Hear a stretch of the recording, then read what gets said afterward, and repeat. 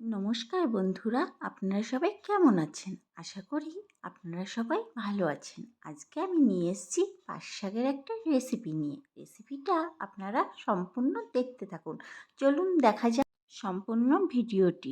এবার আমি গরম তেলের মধ্যে পেঁয়াজ কুচিগুলোকে একটু সামান্য হলুদ দিয়ে ভালো করে ভেজে তুলে নেব। ওই একই তেলে কালো জিরে, রসুন, শুকনো লঙ্কা ফোড়ন দিয়ে আমরা একে একে শাকগুলোকে ভালোভাবে তেলের মধ্যে ছেড়ে দেব। এরপর আমরা হলুদ এবং লবণ দিয়ে শাকগুলোকে ভালোভাবে ভেজে নেব যতক্ষণ না লাল ভাবটা না যায়।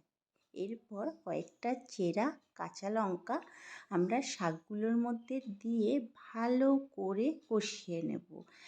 ভাজা হয়ে গেলে নামানোর আগে সামান্য চিনি এবং ভেজে রাখা পেঁয়াজগুলো দিয়ে নামিয়ে দেব। তৈরি হয়ে গেল পাট শাক। রেসিপিটি ভালো লাগলে আমার চ্যানেলটিকে সাবস্ক্রাইব করে দেবেন।